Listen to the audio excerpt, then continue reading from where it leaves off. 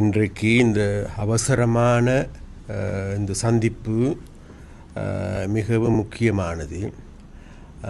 விசேடமாக வடக்கில் வாழுகின்ற மக்களுக்கு அழைப்பு விடுக்க வேண்டிய தேவை ஒன்று ஏற்பட்டிருக்கின்றது. குறிப்பாக இன்றைக்கு யாழ் மாவட்டத்தில் வாழ்கின்ற மக்களுக்கு எங்களுடைய அன்பான அழைப்பொன்றை விடுக்க வேண்டியிருக்கின்றது. அப்போ அதன் நிமித்தமாகவே நாங்கள் இந்த செய்தியாளர் சந்திப்பினை செய்கின்றோம்.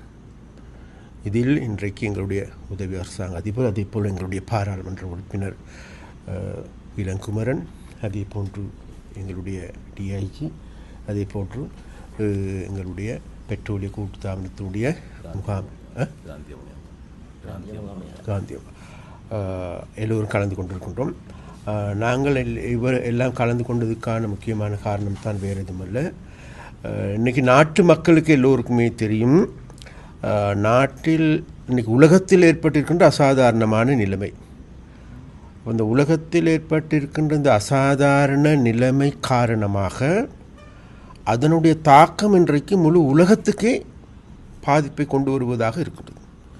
அதுதான் வேறு எதுவுமில்லை, இன்றைக்கு விசேடமாக மத்திய கிழக்கில் ஏற்பட்டிருக்கின்ற போர் நிலைமை. அதில் விசேடமாக ஈரான் மீது அமெரிக்காவும் இஸ்ரேலும் தாக்குதல் தொடுக்கின்றது. ஈரானும் ஏனைய நாடுகள் மீதும் தாக்குதல் தொடுக்கின்றது. அது மாத்திரமல்ல, ஈரான் இன்றைக்கு தங்களுடைய வாழ்வா சாவா என்கின்ற நிலையிலிருந்து போராட வெளிப்பட்டிருப்பதாக தெரிய வருகின்றது. அப்போ இவ்வாறான நிலைமையின் கீழ் இன்றைக்கு அவர்களுடைய கட்டடங்கள் உள்ளிட்ட அனைத்தும் சேதப்படுத்தப்பட்டதாக தெரிய வருகின்றது. அது மாத்திரமல்ல, ஈரானுக்கு சொந்தமான பல்வேறு எண்ணெய் குதங்கள், அது மாத்திரமல்ல எண்ணெய் தீவுகளாக இருக்கின்ற ஒரு சில பிரதேசங்கள் கூட தாக்கப்பட்டிருப்பதாகவும் கூறப்படுகின்றது. அது மாத்திரமல்ல, ஓமோஸ் ஜலசந்தி மூடப்பட்டு அதனூடாகவும் பாரியான அர்த்தம் ஏற்படுகிறதுக்கான வாய்ப்பு இருக்கிறது. அப்போ இவ்வாறான நிலைமையின் காரணமாக கடுகதி வேகத்தில் எண்ணெய் விலை உயர்ந்திருக்கின்றது. $68 இருந்தது, இன்றைக்கு 100-120 மேலே செல்கின்றது, 100 இடையிலே தங்கப்பட்டு இருக்கின்றது. அப்போ அவ்வாறான விலை அதிகரிப்பின் காரணம் அதிகரிக்குமாக இருந்தால் நம் போன்ற நாடுகளுக்கு பெரியதோர் பாதிப்பை ஏற்படுத்தும் என்று எல்லோருக்கும் தெரியும். அப்போ இதன் காரணமாக இன்றைக்கு எல்லோருக்கும் எங்களுடைய மக்களுக்கு தெரியும், இன்றைக்கி உலகத்திற்கு எல்லா நாடுகளும், ஜப்பானிலும் கூட இன்றைக்கி 22 வருஷத்துக்கு பிறகு எண்ணெய் விலை அதிகரிக்கப்பட்டிருப்பதாக கூறப்படுகின்றது. அது சுவிட்சர்லாந்தில் எடுத்துக்கொண்டாலும் சரி, பிரான்ஸ் எடுத்துக்கொண்டாலும் சரி, கனடாவை எடுத்துக்கொண்டாலும் சரி, அமெரிக்காவை எடுத்துக்கொண்டாலும் சரி, எல்லா நாடுகளிலும் கூட இந்த எண்ணெய் விலை அதிகரிப்பின் காரணமாக நாட்டினுடைய பொருளாதார ஸ்திர தன்மைக்கு பாரிய பங்கம் ஏற்பட்டிருப்பதாக உலக பொருளாதார அறிஞர்கள், நிபுணர்கள் கூறுகின்றார்கள். அப்போ இவ்வாறான நேரத்தில்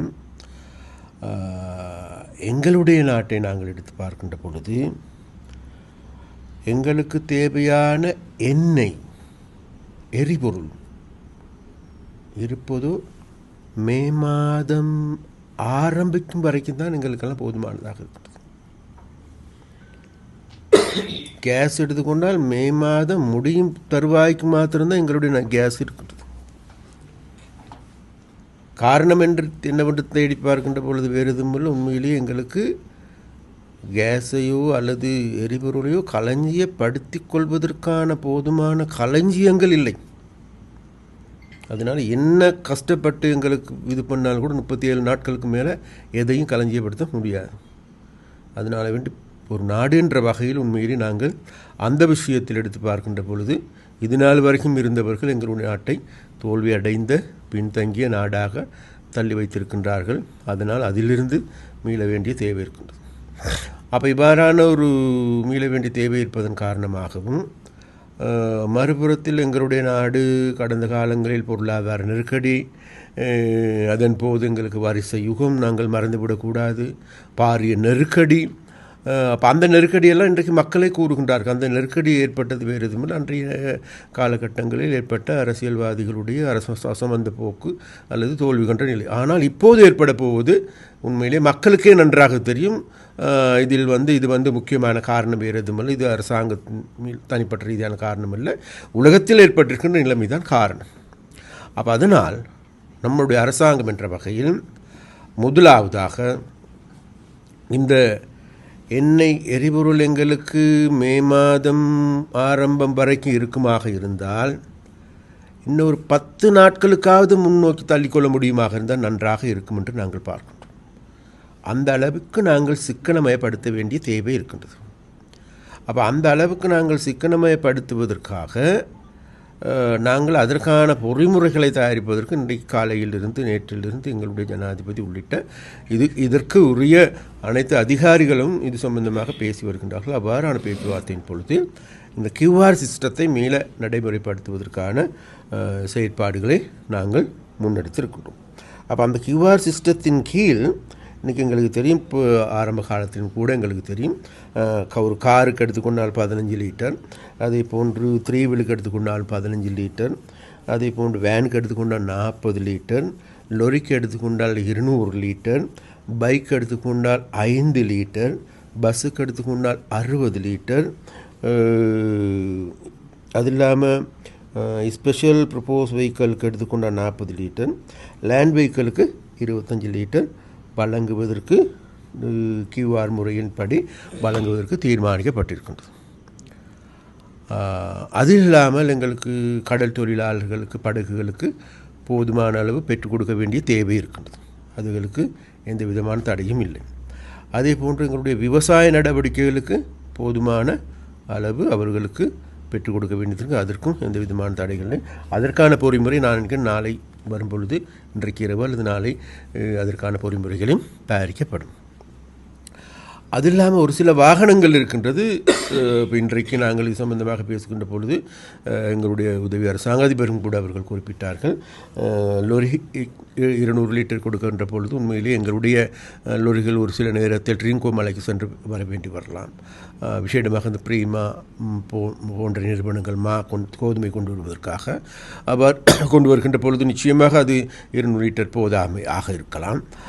அப்போ அதற்கான பொறிமுறை ஒன்றை எங்களுடைய தயாரிப்பு கூட எங்களுடைய பெட்ரோலிய கூட்டுத்தாபன தலைவரோடு நாங்கள் பேசினோம். அவரும் கூட குறிப்பிட்டார்கள், உங்களுக்கு தேவைப்படுகின்ற விடயங்கள் தொடர்பாக எல்லாவற்றையும் எழுத்து வடிவில் எழுதி உங்களுடைய பொறிமுறையை தயாரித்து அனுப்புங்கள், அதுக்கு ஏற்ற மாதிரி நாங்கள் எங்களுடைய நடவடிக்கைகளை ஃப்ளெக்சிபிளாக மாற்றிக்கொள்கின்றோம் என்று குறிப்பிட்டிருக்கின்றார்கள்.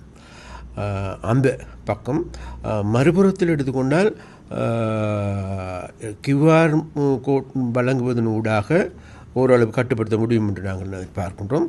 அதே நேரத்தில் QR கோட் வழங்கியதன் பிறகு, அதாவது இன்றைக்கு மக்களுக்கு தெரியும் இன்றைக்கி ஏற்பட்டிருக்கின்ற நிலைமை இது அரசாங்கத்தாலோ அல்லது இங்கே இருக்கின்ற மக்களால் உருவாக்கப்பட்ட ஒன்றல்ல, இது உலகத்தில் ஏற்பட்டிருக்கின்ற நிலைமையின் காரணமாக ஏற்பட்ட ஒன்று.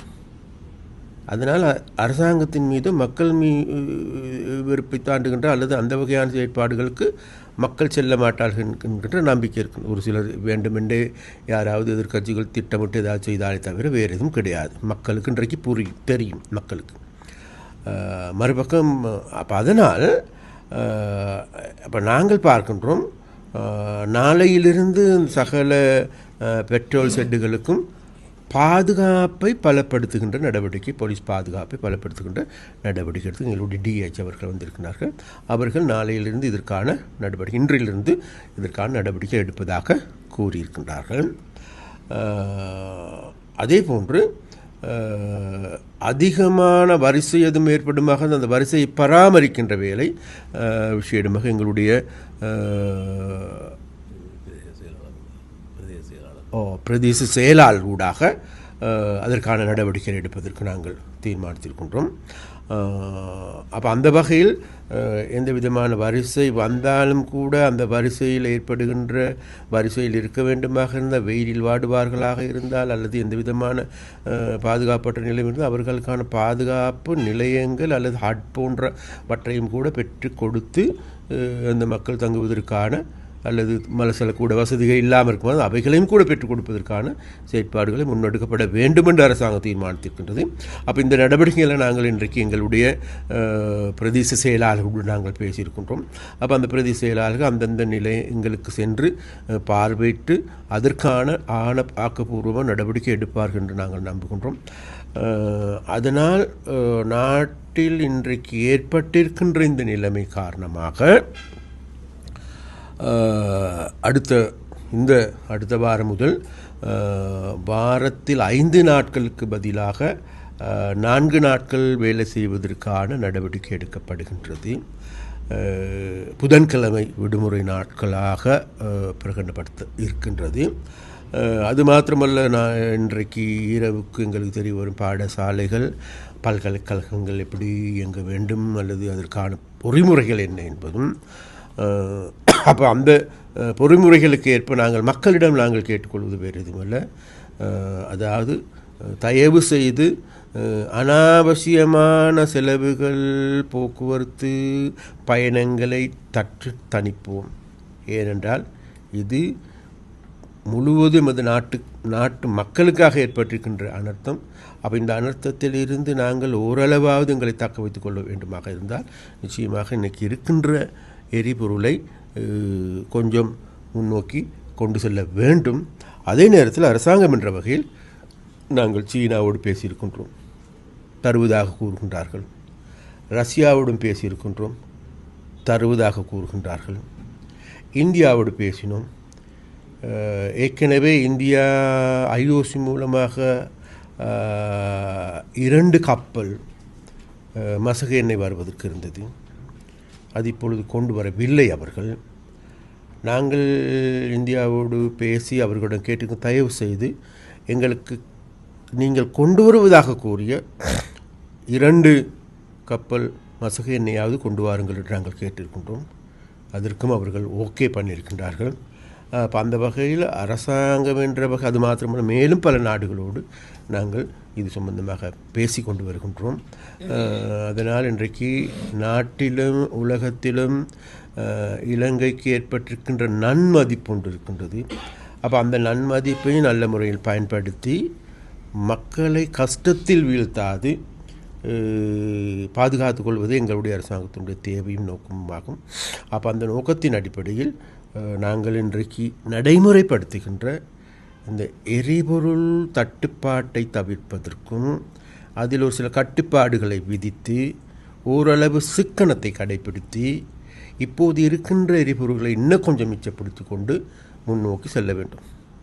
ஆனால் கடந்த 2 வாரங்களாக நாங்கள் பார்க்கின்ற பொழுது எங்களுடைய விஷயமாக இது நாள் வரைக்கும் எங்களுக்கு 6 லட்சம் மெட்ரிக் டன் தேவைப்பட்டது. 6,000 மெட்ரிக் டன்.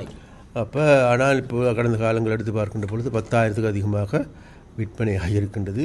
மக்கள் சேகரித்து வைத்திருக்கின்றார்கள். அண்மையிலும் கூட ஒரு சிலர் கைது செய்யப்படுகின்ற பொழுதும் கூட சில வீடுகளிலிருந்து 100 லிட்டர் 500 லிட்டர் அப்படியெல்லாம் எடுத்திருக்கப்பட்டிருக்கிறதாக ஒரு பொண்ணு இருந்த போதிலும் கூட அது காரணம் வேறு எதுமல்ல, மக்கள் கடந்த கால அனுபவங்கள் இருக்கின்றது. அதன் காரணமாகத்தான் அவ்வாறான நிலைமை. நாங்கள் சொல்கின்றோம் அவ்வாறான நிலைமை எதிர்காலத்தில் நாங்கள் சொல்ல போகணும்னால் அவ்வாறான நிலை கடந்த காலத்தில் ஏற்பட்ட நிலைமை அல்ல, இனி ஏற்படுமாக இருந்தால் இதை விட எல்லோருமே பாதிக்கக்கூடிய ஒரு நிலைமை தான் ஏற்படும். அதனால் நாங்கள் நினைக்கின்றோம், நாங்கள் பிரார்த்திக்கின்றோம், இந்த யுத்தம் தொடரக்கூடாது. இந்த யுத்தத்தை தொடருவதற்கான பொறிமுறையில் இன்றைக்கு யாரும் கிடையாது. அமெரிக்காவும் கிடையாது, அதே போன்று ஈரானும் கிடையாது. ஏன்னா எல்லோருமே கஷ்டத்தில் வீழ்ந்திருக்கின்றோம். அந்த கஷ்டத்தில் வீழ்ந்ததன் காரணமாக இந்த யுத்தத்தை ஆரம்பித்தன்றே இதில் வெல்வோம் என்று நினைத்தவர்கள் தோல்வி அடைந்திருக்கின்றார்கள். அப்போ அதனால் அதே நேரத்தில் இந்த யுத்தத்தை ஆரம்பித்து வீழ்த்தப்படும் என்கின்ற கூறுகின்ற நாடுகள் முன்னேறி இருக்கின்றது.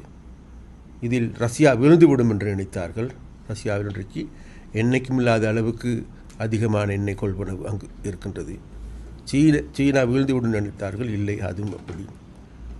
மறுபுறத்தில் ஈரான் எடுத்துக்கொண்டால் கூட இன்றைக்கு யுத்தத்தை தொடர்ந்து செய்வது என்கின்ற நிலைக்கு வந்திருக்கின்றார்கள். அதன் மூலமாக எண்ணெய் விலையை அதிகரித்து அதன் மூலமாக அழுத்தத்தை ஏற்படுத்தி அந்த அழுத்தத்தினூடாக யுத்தத்தை நிறுத்த வேண்டும் என்று அவர்களுடைய நோக்கமாகவும் இருக்கின்றது. எது எவ்வாறான போதிலும் கூட அந்த பிரச்சனைகள் அது அவர்களுக்குரிய பிரச்சனை, எங்களுக்குரிய பிரச்சனை வேறு எதுவும் இல்லை. இருக்கின்ற எரிபொருளை கட்டுப்படுத்தி ஓரளவு சிக்கனப்படுத்தி இன்னும் ஒரு 10-20 நாட்களுக்கு மிச்சப்படுத்திக் கொள்வதே போதிய தேவையாக இருக்கின்றது. அந்த தேவைக்காக வேண்டி மக்களிடம் நாங்கள் மிக மிக வினயமாக கேட்டுக்கொள்கின்றோம். எந்த விதமான கலவரமின்றி, எந்த விதமான உங்கள் சிரமத்துக்கு எங்களை மன்னித்து விடுங்கள், எந்த விதமான கலவரங்களின்றி இருக்கின்றதை பகிர்ந்து கொண்டு நேர்த்தியான முறையில் அமைதியான முறையில் இவைகளை பெற்றுக்கொண்டு செயற்படுவோம் என்று மிக மிக அன்பாக பண்பாகவும் மக்களிடம் நாங்கள் கேட்டுக்கொள்வோம்.